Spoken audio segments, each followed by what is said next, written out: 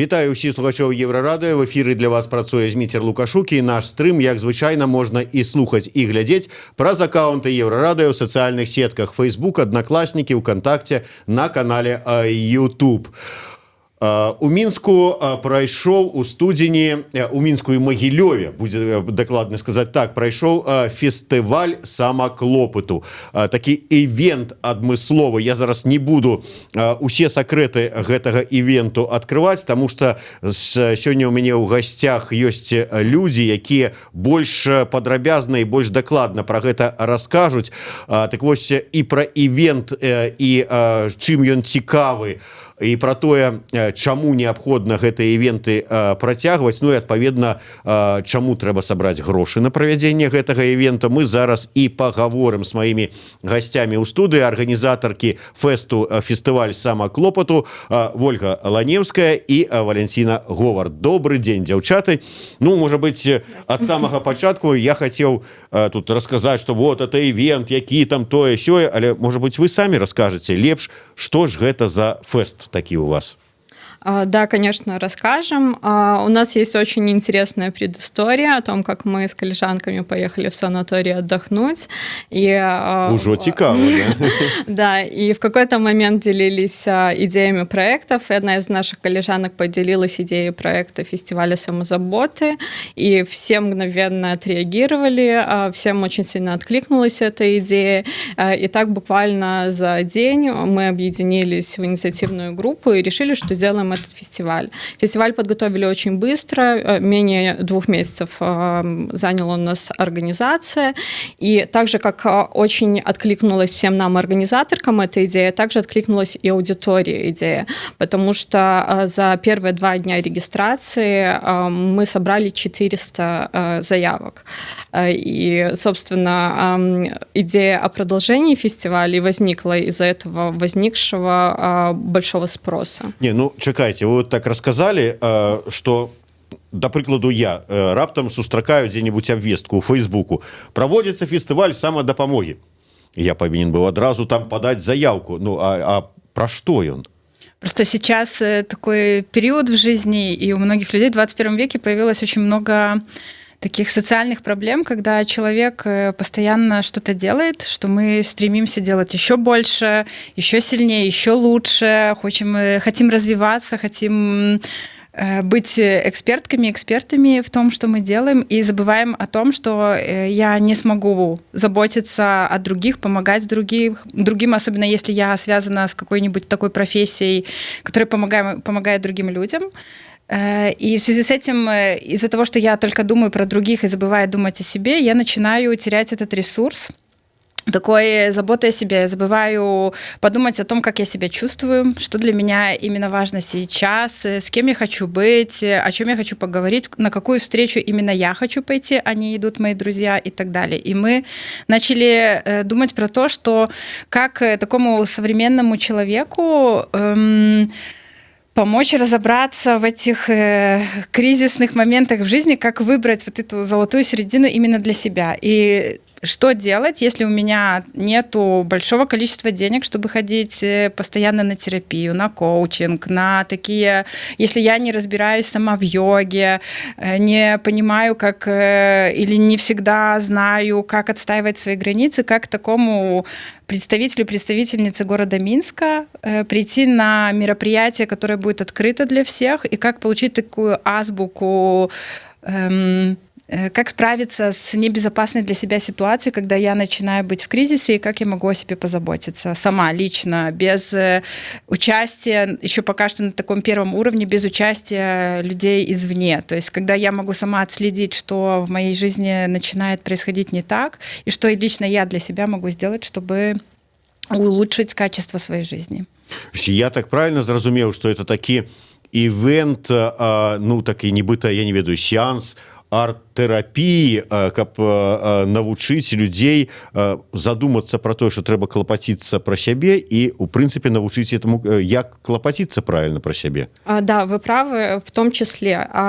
Фестиваль представил из себя программу из лекций, воркшопов, спортивных занятий, медитаций, массажей, то есть теории и практик того, как мы можем заботиться о себе. И первый фестиваль, он был наиболее общий и охватил наиболее общую повестку. Мероприятия были посвящены таким темам, как психотерапия, защита личных границ, теория осознанности, были спортивные занятия, были медитации. И вот, собственно, в первый фестиваль мы хотели как можно более широкую повестку охватить. И далее, вот, собственно, в втором фестивале мы хотели бы сузить нашу повестку, например, посвятить его здоровью. Фестиваль самозаботы и здоровья.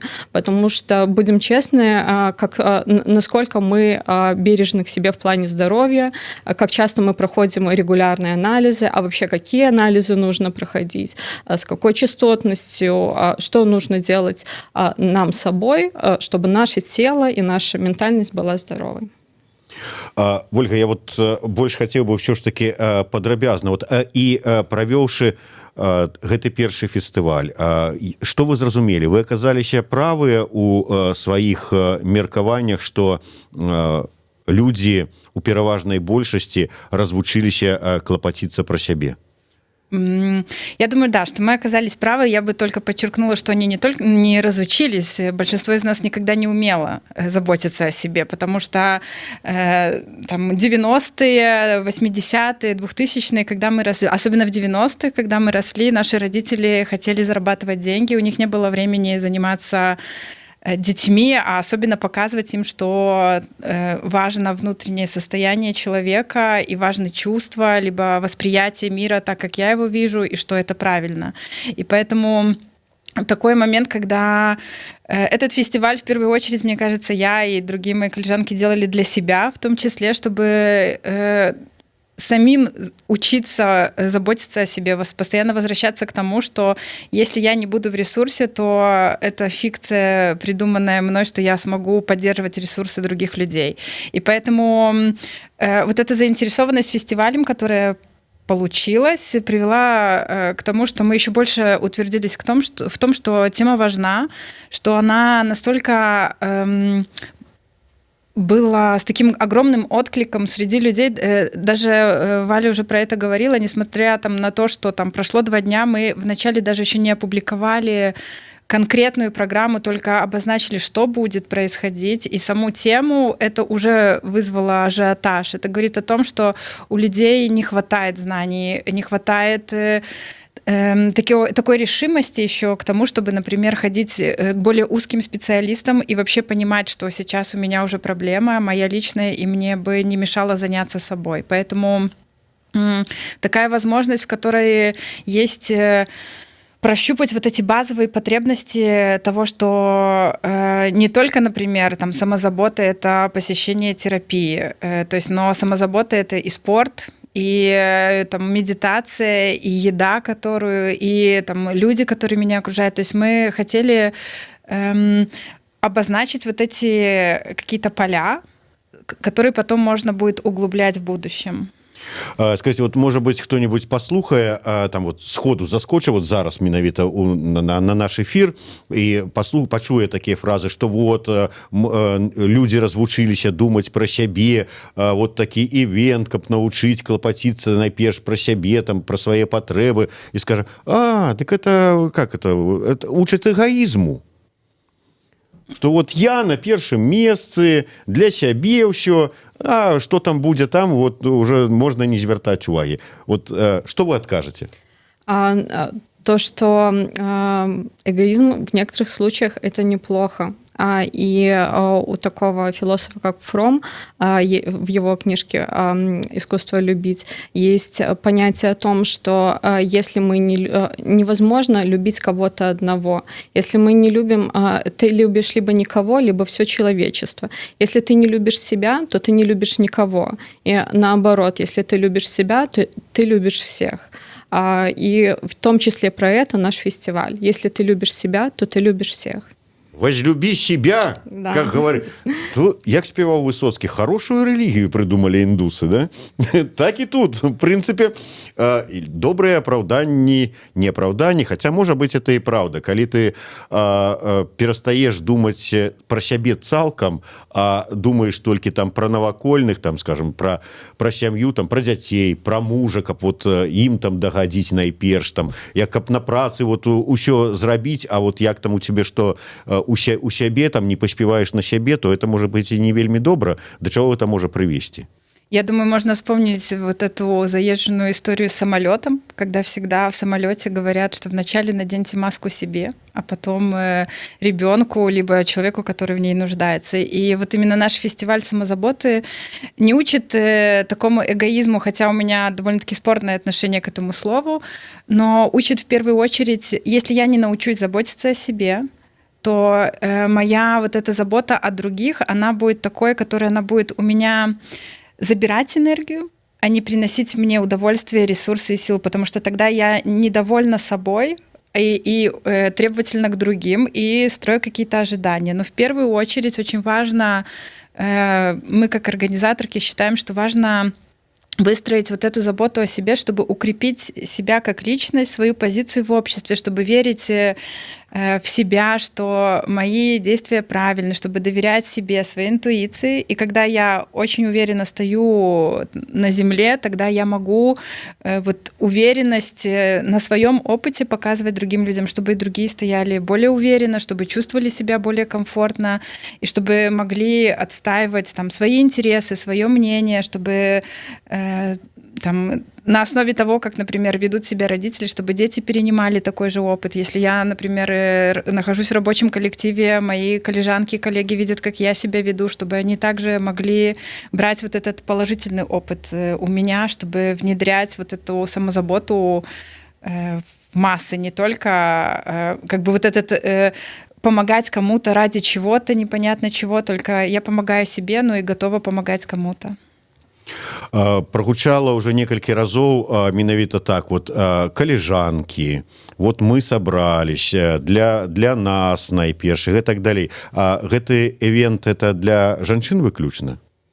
Он замышлялся как исключительно для женщин, но позже мы решили расширить нашу аудиторию. У нас нету никаких ограничений. Безусловно, мы разделяем ценности феминизма, экологии. Допустим, на мероприятии у нас нельзя было пользоваться одноразовой посудой. А чаму вы мяне вот так ногой не штурханули, калі я, пачынаючы праграму, сказаў арганізатары, а не арганізатаркі? Вы сказали организаторки. Да? Да, я обратила Боже на мой, это это вы уже вбили ваши коллежанки, феминистки, у меня это, что на подсвядомости уже так.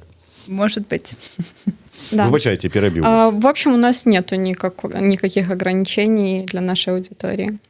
То есть на сённяшні дзень любы жадаючы можа прыйсці, запісацца, сказаць, Да. вот у мяне праблемы ёсць сама такой вот клопатам, как-то вот я сваё эго кудысьці засунуў не туды, куды трэба вярнуць его на месца. И вы скажете, прыходзь, конечно, до нас. Да, на самом деле социализация женщин и социализация мужчин в мире выглядит иначе, но это от такого выгорания внутреннего в профессиональной среде, в общении не застрахованы ни мужчины, ни женщины.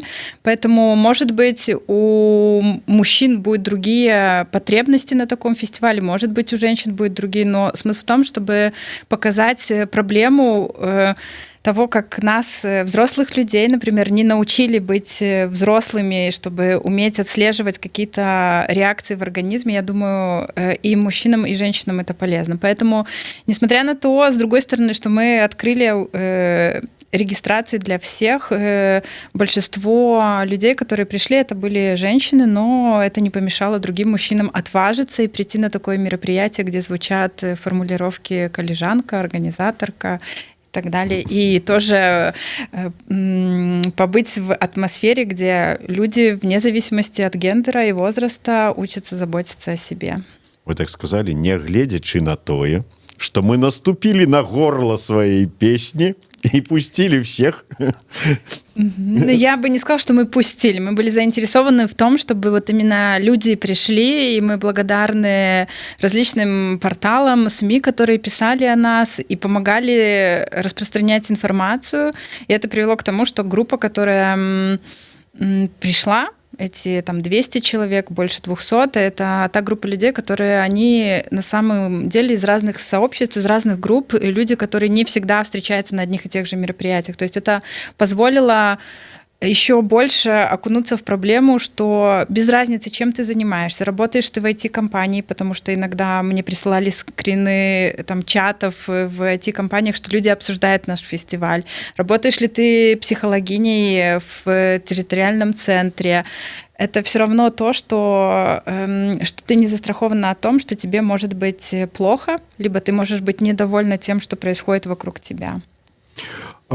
Это я, в принципе, как бы так жартаўлівую нотку унёс, але калі сур'ёзна, вот глядзіце, вы правильно сказали, что от вот гэтай вот, не знаю, як правильно сказать, хваробай, конечно, не назовешь, но тым не менш вот такой ситуацией і ад яе пакутаюць як жанчыны, так і мужчыны. Але вот, скажем, ўсё ж таки падыходы для того, каб неяк там дапамагчы, методыкі, яны розняцца. Вот вы робіце там, скажем, тэрапію якую-нибудь там ці что там было, прыходзяць і мужчыны і жанчыны адначасова на гэты курс, але можа быць, каб дапамагчы жанчыне крыху трэба по-іншаму, чым вот дапамагчы мужчыне, некія вот метады. Знаете, у нас не было никакой дифференциации по тому, кто является нашей аудиторией. У нас проходили одни и те же лекции и для мужчин, и для женщин. У нас проходили одни и те же спортивные занятия и для мужчин, и для женщин. Также у нас, конечно, проходили еще и консультации психолога. Но тут уже тяжело сказать, какие методы наш психолог использовала, когда работала непосредственно с мужчинами или с женщинами. Возможно, у нее есть какой-то особый подход к людям разного пола, но мы не можем ответить конкретно на это. Вы сказали, и в принципе, как бы это, я так думаю, ну, так і сапраўды так, што жанчын звярнулася больш, чым мужчын. А як вы думаеце, чаму? Вот мужчыны больш закамплексаваныя, яны баяцца паказаць, што вот у іх ёсць такая праблема, а тым больш паказаць это прылюдна, і яшчэ ж самае страшнае это прыйсці ў пошуках этой дапамогі. Я думаю, что есть несколько причин, либо факторов, почему так происходит, что на мероприятие, на фестиваль самозаботы пришло больше женщин, чем мужчин. И тут, мне кажется, ну, все, что вы перечислили, может влиять. И мне кажется, индивидуальный мужчина принимает свое решение, идти либо не идти. Но... Я ж мужик, я ж вот, а тут я как вот признаюсь, вот, что у меня проблемы такие. Ну, на самом деле, те, которые пришли на фестиваль, это чаще всего люди, которые вот именно не хотят, чтобы были проблемы. Не то, что они уже есть, их надо срочно решать, это про то, что вот как допустить, как не допустить к проблемам. Но я думаю, очень важно тут упомянуть про сам фактор того, что чаще всего люди, которые находятся в этом сфере помогающих профессий, либо люди, которые больше посвящают вниманию помощи другим, уделяют внимание и помогают другим, это чаще всего женщины, это чаще всего профессии, которые ниже оплачиваются, это чаще всего вот этот груз социализации женщины, что ты должна заботиться о себе, о своих близких, о больных, и только потом, если вдруг у тебя останется время, тебе, может быть, разрешат сходить куда-нибудь, позаботиться о себе. И, к счастью, далеко не все мужчины поддерживают вот это, то, что я сейчас озвучивала, и может быть, вот именно не всех мужчин отпугивает вот это слово того, когда кто-то служит для коллежанок, значит, это только для женщин, да, хотя там есть тоже и для там коллег, например, слово. И мужчины, я думаю, могут... Я думаю, правильнее всего было бы спросить тогда у вас, либо у другого мужчины, почему вы не пришли, либо почему вы пришли. Бы вы не пришли. Да, или пришли бы вы не пришли. Это про то, что, как бы, я думаю, на этот вопрос, ну, мужчина ответит более верным, а конкретный отдельный мужчина, потому что это будет его опыт, его мысли. И мне, как женщине, намного проще отвечать со стороны женщин, и то женщины, которая там была, и которая была организаторкой, а не от имени всех женщин на планете. Ну, вельмі годны адказ, скажу я вам. Я нагадаю, што вот чарговы фестываль самаклопату 2.0 арганізатаркі плануюць правесці напрыканцы красавіка. Як ужо вось правільна было, дакладней, правільна, неправільна, тут ужо не мне вырашаць, але было заўважана, што вырашылі звузіць крыху праграму. А чаму? Вот тыя ўсе праблемы, пытанні, якія былі падчас першага фестывалю, яны ўжо вырашаныя, зараз можна ісці далей, ці вот чаму вырашылі вот неяк так ад гэтага адмовіцца, ну ці там пакінуць пакуль, а вот взяться за гэта?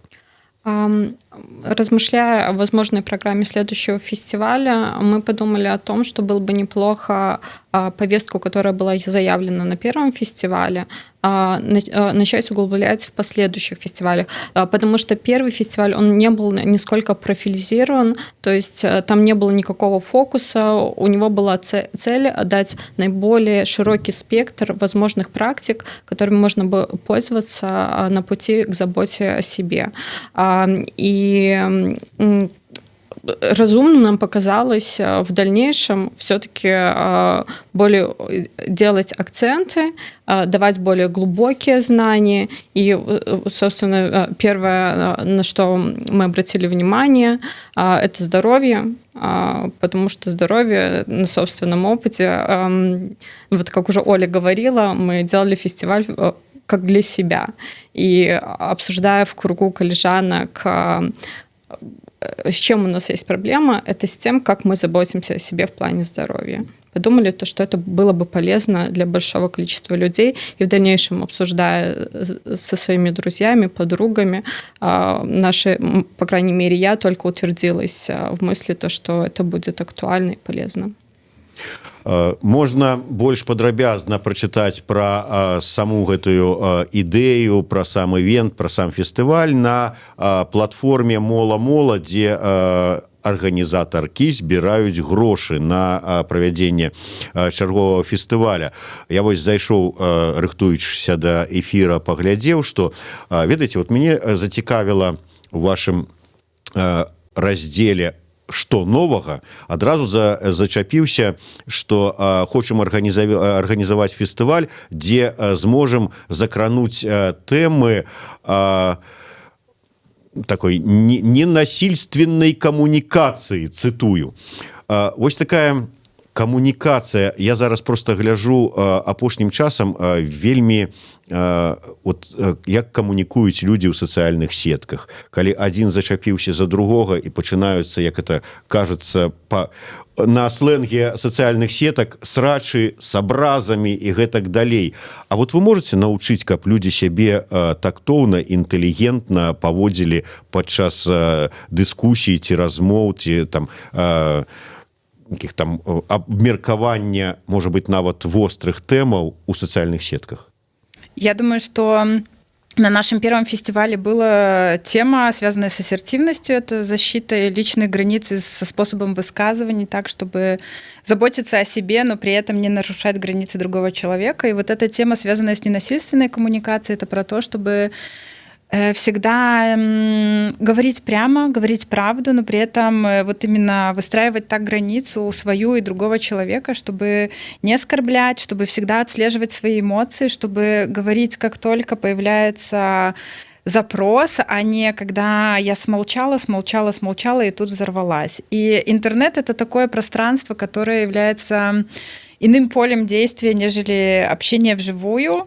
И я в такие моменты всегда думаю, какая моя цель вообще того, что я сейчас начинаю вот этот спич с человеком в интернете, предугадываю его эмоции. Я думаю, это все возможно, но я предлагаю и себе, и другим отвечать только за свои слова и брать ответственность только за себя, и не думать про то, что если даже я ненасильственно сейчас высказалась в интернете, либо вживую, что я предполагаю, что другой человек сделает так же. Если он не заинтересован, он, конечно, устроит вот этот балагур, скажем так, в интернете. И поэтому Я думаю, что можно научиться, если поставить себе такую цель, что это возможно, и что это важно проговаривать какие-то вещи, которые меня не устраивают, что это нормально, что я могу быть чем-то недовольна, но это не значит, что я имею право при этом высказывать какие-то формы, которые будут оскорбительными и унизительными для другого человека. Ну вот, да прыкладу, у вас такая тактика. Вы человек стрыманы, разважлівы. Вот каліжанка ваша можа быць таксама. Вот я паслухаю вас і таксама такім стану.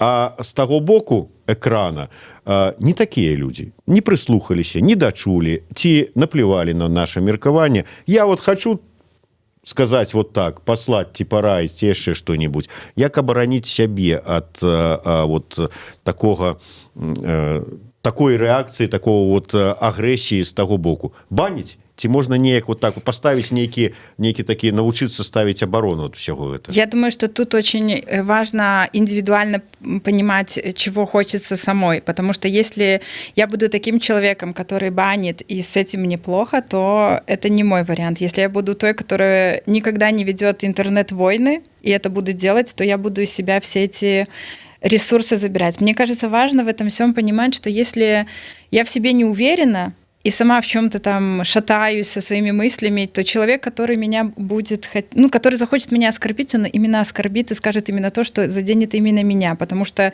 я сама буду сомневаться. Поэтому тут, пока я в себе не выращу уверенность в том, что происходит, что... И когда я не научусь понимать, что есть у другого человека мнение, это его мнение, я могу считать, что оно является дискриминационным, унизительным, оскорбительным, но я не отвечаю за его мнение. Это этому человеку с этим жить. И как я буду уже реагировать на основе своей реакции, это все зависит уже от самой ситуации, потому что особенно в интернете, как вы и сказали, да, что можно забанить, но опять-таки, чтобы я выбрала именно тот способ, который будет более для меня приемлемым. Понятно. То есть кажете себе там спокойно так, вы маете право на свое меркаванне, але оно неверное, и все. Я не оцениваю верное, но неверное. Я могу сказать, что я с ним не согласна. Это совсем другое. То есть если я оцениваю, то значит, что я ставлю себя выше этого человека. Даже если я с ним не согласна, даже если я считаю его слова абсурдными, то главное, какое мнение у меня и как мне с ним... То есть я могу обозначить и вот именно подчеркнуть, что я не согласна, что для меня это мнение является там, расистским, сексистским, например, гомофобным, и что я не буду в этом участвовать. Вот бачите, як спокойно и самоупэўнена адказвае на мае правакацыйныя пытанні дзесьці Вольга. А гэта ўсё дзякуючы таму, што яна паўдзельнічала у гэтым вот першым фестывалі сама клопату, навучылася як кантраляваць і перш думаць пра сябе, чым пра усе астатнія нейкія там вонкавыя і недахопы. Таму пра другі фестываль. Я уже расказаў, што зараз на платформе Мола-Мола збіраюцца грошы на тое, каб правесці другі фестываль, пра які вось Віолетта больш падрабязна расказала ўжо, што там будзе. Неабходна сабраць 2600 рублёў. Пакуль 75 рублёў, зроблена 9 плацежоў. Як вы лічыце, вот вы сказали, что калі толькі першы фестываль аб'явілі, адразу шмат жадаючых з'явілася. Паўдзельнічаць-то можа і шмат, асабліва калі гэта бесплатна, да, на халяву. А вот с рублём сваім дапамагчы арганізатарам, наколькі, як вы лічыце, ўсё ж таки адгукнуцца людзі? Вообще... К тому, что расскажите, наколькі гэта трэба. Мы, когда начинали первый фестиваль, у нас не было идеи организовывать второй и вообще делать это регулярным мероприятием. Ну, собственно, увидев спрос, интерес, еще до начала первого фестиваля мы решили запустить эту кампанию. И, собственно, такой логикой мы и руководствовались, что если есть такой большой спрос и интерес принять участие в первом фестивале, то мы таким образом снимем напряжение продвижение среди тех, кто не успел зарегистрироваться, и дадим возможность им, собственно, поучаствовать в организации второго фестиваля и дать им знать то, что это не единственная возможность стать участником, участницей фестиваля самозаботы. Но мы, конечно, в этом плане прогадали, и, собственно, мы видим результат.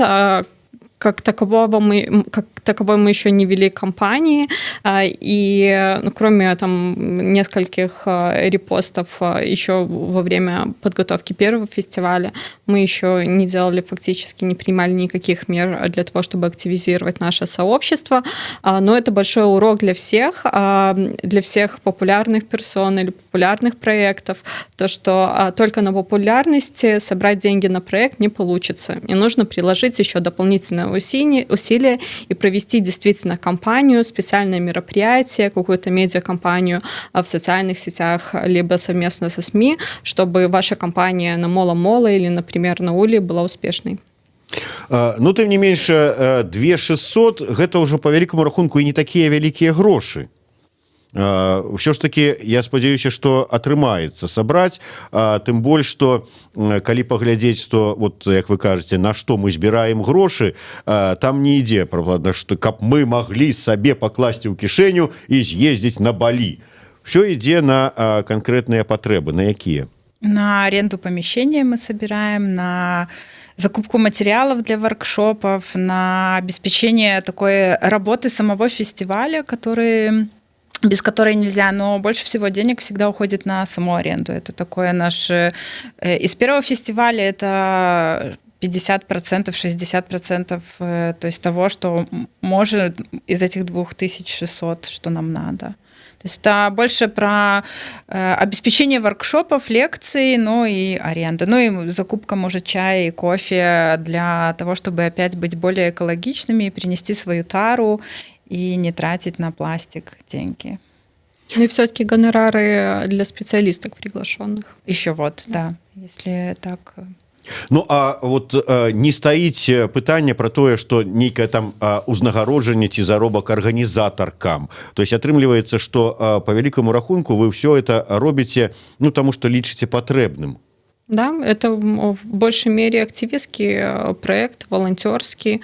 Это то, что соответствует нашим ценностям. И мы уже не один раз говорили, мы делаем этот фестиваль в том числе для себя. Атрымліваецца, дапамажы сабе найперш. Ну, а калі атрымалася адначасова дапамагчы яшчэ і іншым, то увогуле выдатна атрымліваецца. Колькі, я ўжо сказаў, што напрыканцы красавіка па планах арганізатарак правесці гэты фестываль, колькі будзе цягнуцца яшчэ кампанія на платформе, на Мола-Мола, ці паспеюць людзі збегаць, зняць грошы з карткі, ці там перавесці, ці як там што гэта зрабіць? Я думаю, что все успеют, кто будет заинтересован и заинтересована, что и сейчас только там, вторая половина февраля, я думаю, весь март мы будем продолжать точно еще собирать деньги.